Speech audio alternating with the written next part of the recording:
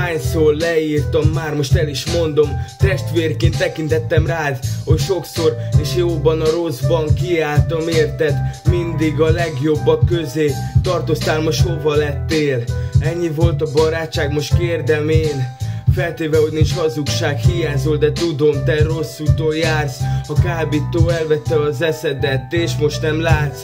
Tisztán pedig jól tudod, kéne egy szerető család, ahol megbecsülnek téged.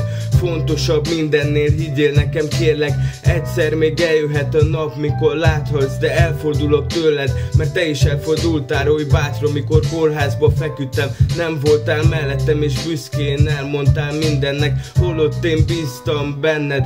De én csak feküdtem tétlen, és felnézek az égre. Hiányzol, de most feledlek végleg.